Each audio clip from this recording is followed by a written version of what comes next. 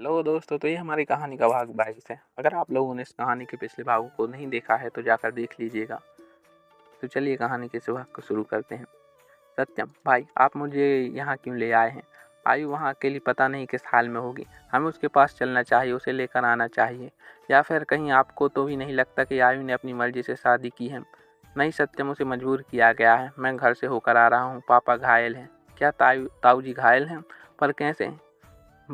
वो सब बाद में बताता हूँ। फिलहाल आयु को वहाँ से निकालने का रास्ता ढूंढना होगा। रास्ता क्या ढूंढना है? चलिए उसे लेकर आते हैं। नहीं सत्यम, हम ऐसा नहीं कर सकते।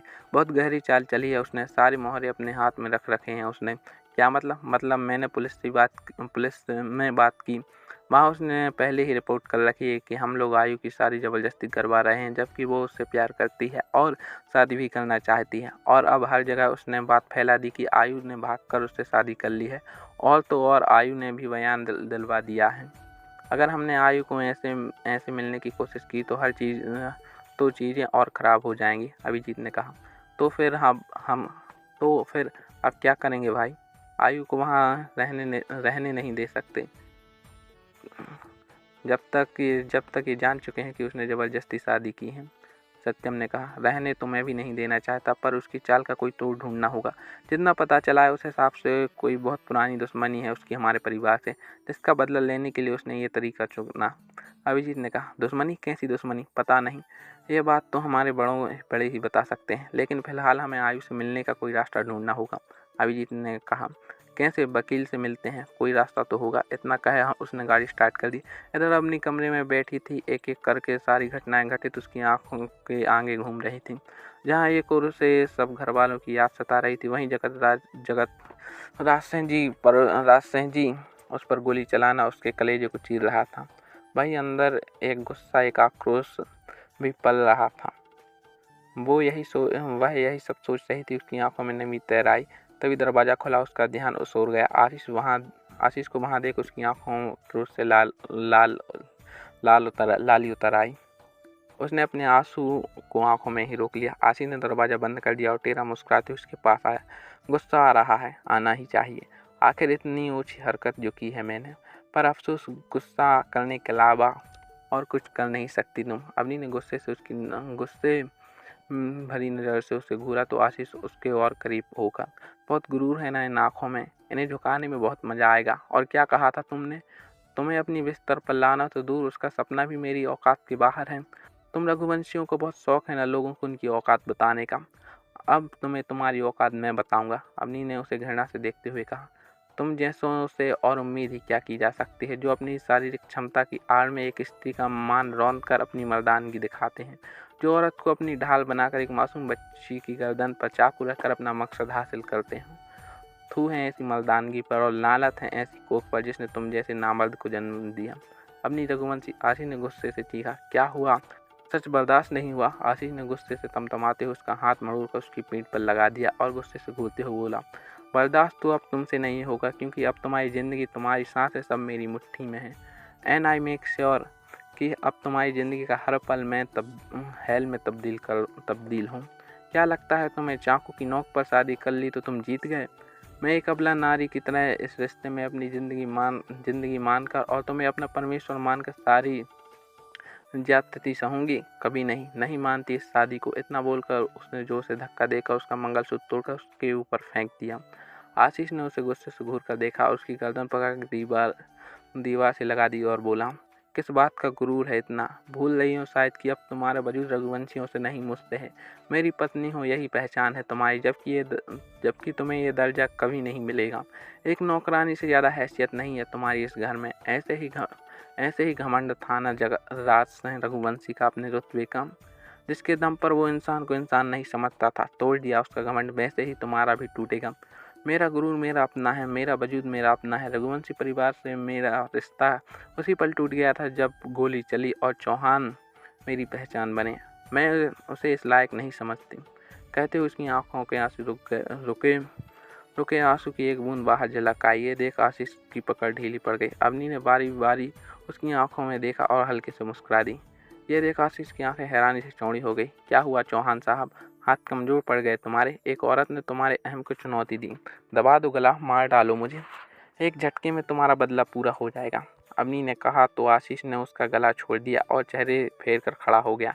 मैं नहीं जानती क्या दुश्मनी है तुम्हारी मेरे परिवार से, नहीं जानती किसने क्या गलत किया है, पर हाँ, तुमने गलत करने की सारी सीमाएं पार कर दी हैं। एक लड़की की इज्जत की परवाह नहीं की, बदला ही लेना था, मुझसे शादी करके बदला लेना था तो दिखाते ना अपनी मर्दानगी, भरी मंडप से उठा कर ले आते। कसम महादेव की मर मिटती तुम्हारी मर्दानगी पर, लेकिन तुमने एक लड़की की इज्जत का मजाक बनाया। नफरत नहीं, दया आती है तुम पर कि खुद पर इतना भी भरोसा नहीं कि अपने दम पर अपनी मंजिल हासिल कर सकूं। आशीष ने उसकी तरफ देखा। अवनी उसकी ओर हराकत से देखती रही।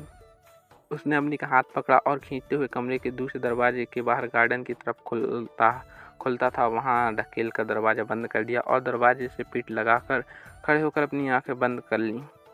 आशीष से जब बर्दाश्त नहीं हुआ तो उसने अवनी को कमरे के बाहर कर दिया और वहीं दरवाजे से टिक कर अपनी आंखें बंद कर ली। अवनी के कहे हर शब्द उसके कानों में गूंज रहे थे। एकदम से मुस्कुराया और आकर लेटकर एकटक छत की ओर देखने लगा। दूसरी ओर अवनी का गुस्सा उसकी आंखों में नमी बन गया। वहीं वो वहीं गार्डन में रखे एक बेंच पर बैठ गई। आज एक दिन में उसकी पूरी जिंदगी बदल चुकी थी। उसे यकीन नहीं हो रहा था कि ये सब सच में हुआ था। ना ही ये सब समझ पा रही थी कि उसकी गलती क्या थी। उसे अपने घर वालों के बारे में जानना था। दिव्या, आस्था, रानी सब कैसी होगी ये चिंता हो रही थी, पर उसके पास उसका फ़ोन नहीं था। उसका मन बेचैन हो चला था। वो इधर उधर देखकर वहाँ से निकलने की राह तलाशने लगी। वो गार्डन से निकलकर बाहर आ गई, लेकिन वहाँ गार्ड पहरा दे रहे थे। अपनी सोच में पड़ गई। उसे किसी भी तरह कुछ भी करके वहाँ से निकलना था। वो वहाँ नहीं रुक सकती थी। उसने चालाकी से गार्ड का ध्यान भटकाया और वहाँ से निकल गई। अपनी घर से बाहर निकल चुकी थी और आशीष की इस बात को भनक भी नहीं लगी थी। वो अपने कमरे में वैसे ही लेटा था, तभी उसके दरवाजे पर दस्तक हुई। कौन है? उसने वही सवाल किया। मैं हूँ आशीष, खाना लेकर आई हूँ। ऐसे ही कमरे में चला आया, खाना भी नहीं खाया। कावेरी जी ने बाहर से कहा, भूख नहीं है चाची माँ, आप खाकर आराम कीजिए। पर आशीष, बहू ने नहीं खाया है, उसे तो भूख लगी होगी। कावेरी जी की आवाज़ सुनकर आशीष कुछ सोचकर उठा और जाकर दरवाज़ा खोल दिया। कावेरी जी खाने की प्लेट लिए खड़ी थी। तुम्हारे चाचा जी का भी मूड ठीक नहीं है, पता नहीं किस बात पर तुझसे चिढ़े बैठे हैं। मैं नहीं चाह रही थी कि आज के दिन कोई बात बढ़े, इसलिए खाना यहीं ले आई। बहू को खिला दे और तू भी खा ले। कावेरी जी ने कहा तो आशीष ने प्लेट ले ली। वैसे बहू कहाँ है, नज़र नहीं आ रही। कमरे में नज़र घुमाते हुए बोली, वो वॉशरूम में है। आशीष ने कहा, अच्छा, खाना खा लेना। हाँ, और सुन बहू, आज बहुत गुमसुम सी है, कोई परेशानी तो नहीं? नहीं चाची माँ, नई जगह है तो थोड़ी नर्वस हो रही है। आप चिंता मत कीजिए और जाकर सो जाइए। आशीष ने कहा तो कावेरी जी वहाँ से मुस्कुराकर चली गई। आशीष ने दरवाज़ा बंद करके एक गहरी सांस ली और खाना लेकर अपने कमरे के बैक डोर खोलकर बोला, सुनो, खाना खा लो। फिर वहाँ कोई नहीं था। आशीष ने चारों ओर नज़र दौड़ाई, लेकिन फिर अवनी नहीं दिखी तो उसने प्लेट अंदर रखे और उसे ढूंढने लगा। उसने सब ओर देखा, पर वह कहीं नहीं मिली। इस वक्त कहाँ जा सकती है? वो परेशान सा खुद में बढ़ रहा है और आकर गार्ड से पूछा, पर किसी ने भी अवनी को नहीं देखा था। आशीष वापस कमरे में की तरफ बढ़ने लगा, तभी एकदम से उसकी आंखें बड़ी हो गई। उसने मुड़कर मेन गेट के बाहर लाल रंग का दुपट्टा दिखा उसे। वो तुरंत बाहर आया और उसे उठाकर देखा और उसकी आंखें चौड़ी हो गई। उसने चिल्लाकर गार्ड से पूछा, तुम लोग यहाँ से हटे नहीं थे क्या? नहीं सर। हाँ, तो कुछ देर पहले उस ओर कुछ आहट हुई थी तो देखने गए थे, उसके अलावा तो कहीं नहीं गए। तो सबको जाने की क्या ज़रूरत थी? बेवकूफ़ बना गई। ध्यान कहाँ रहता है तुम लोगों का? आशीष चिल्लाया। फिर अपने आप में, लेकिन गई कहाँ होगी? तो उसके घर का रास्ता भी उसे मालूम नहीं है। कहीं किसी मुसीबत में ना फंस जाए, बेवकूफ़ लड़की। अगर वहाँ पहुँच गई तो वो लोग मार डालेंगे। नहीं, मैं ऐसा नहीं होने दे सकता। ये सोचते हुए वो तुरंत अपनी गाड़ी की ओर गया। दूसरी ओर अपनी वहाँ से भाग तो आई, पर जाए कहाँ ये समझ नहीं आ रहा था। वो कभी घर से बाहर निकली भी नहीं थी और कभी चलते हुए उसने कई गाड़ी को रोकने की कोशिश की, पर कोई नहीं रुकी थी। आखिर एक टैक्सी रुकी और अवनी उसमें बैठकर रघुवंशी हाउस चलने को कहा। थोड़ी देर में टैक्सी उसके घर के बाहर रुकी। अवनी बाहर आई। उसके पास पैसे नहीं थे। उसने अपनी अंगूठी उतार कर ड्राइवर को दे दी और घर की तरफ देखा।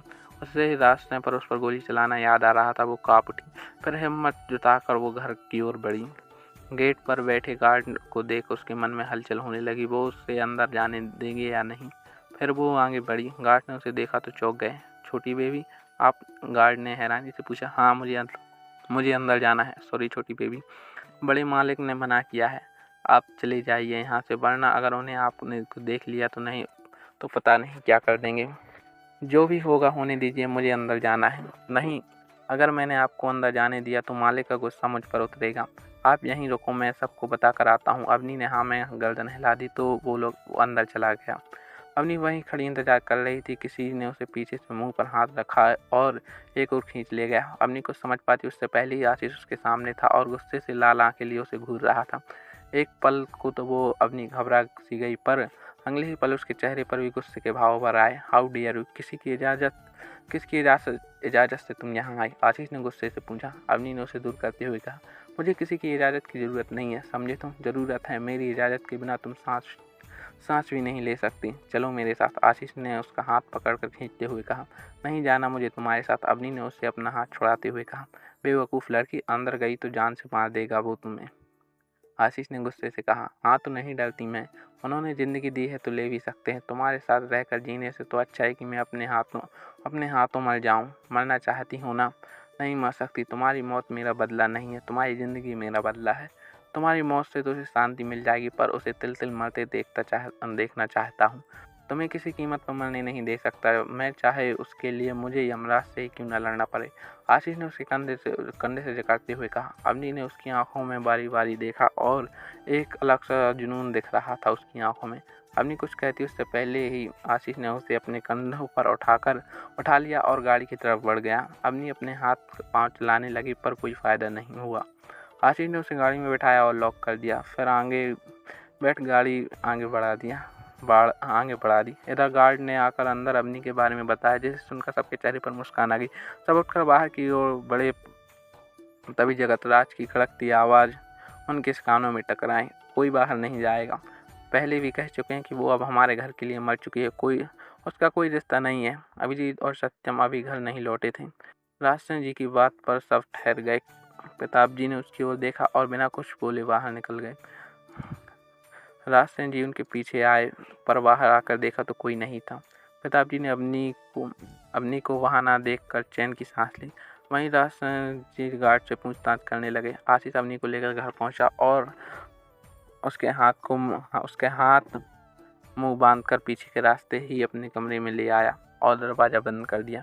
फिर अपना कोट उतार शर्ट का ऊपरी बटन खोला, आईने की ओर बढ़ा और अपनी गर्दन कंधे पर नजर दौड़ाई। अवनी ने खुद को छुड़ाने के चक्कर में अपने नाखूनों से जख्म छोड़ दिए थे। उसे मुड़कर अवनी की तरफ देखा। अवनी उसे खा जाने वाली नज़र से घूर रही थी। वो उसकी ओर बढ़ा, उसकी अजीब सी नज़रें देख अवनी पीछे हटने लगी। आशीष उसकी ओर बढ़ रहा था। अवनी अपने हाथ खोलने की कोशिश करते हुए अपने नए कदम पीछे ले रही थी। अवनी के पीछे टेबल आ गया। वो टकरा कर गिरने लगी कि आशीष ने उसे संभाल लिया। खुद को उसे करीब पाकर अवनी ने उसे गुस्से से घूरा और खुद को दूर करने लगी। आशीष ने एक नज़र उसे देखा और बोला, कुछ देर पहले तुमने कहा था रघुवंशी परिवार से तुम्हारा कोई रिश्ता नहीं। अवनी ने गुस्से से अपना चेहरा फेर लिया। आशीष के चेहरे पर एक टीम मुस्कान आ गई। उसने उसके हाथ और मुंह खोल दिए और कहा, खाना खा लो। अवनी ने उसकी तरफ देखा तो उसने खाने की तरफ इशारा किया और कहा, गुस्से से फेंकने की सोचना मत, वरना वो फेंका हुआ खाना जमीन से उठाकर खिलाऊंगा, क्योंकि तुम्हें हर हाल में जिंदा रखना है। और खाकर कपड़े बदल लेना, तुम्हारे कपड़े कवर्ड में है। इतना बोल वो कमरे से बाहर चला गया और डोर लॉक कर गया। अवनी ने खाने की प्लेट देखी हुई उसे उठाकर फेंकने लगी, पर फिर रुक गई। आज पूरे दिन उसने कुछ नहीं खाया था और भूख बहुत तेज लगी थी। उसने कुछ सोचा और फिर खाना खा लिया। यहीं पर हमारी कहानी के इस भाग का अंत होता है। अगर आप लोग को हमारी कहानी अच्छी लग रही हो तो वीडियो को लाइक करके चैनल को सब्सक्राइब करें। मिलते हैं नेक्स्ट वीडियो में।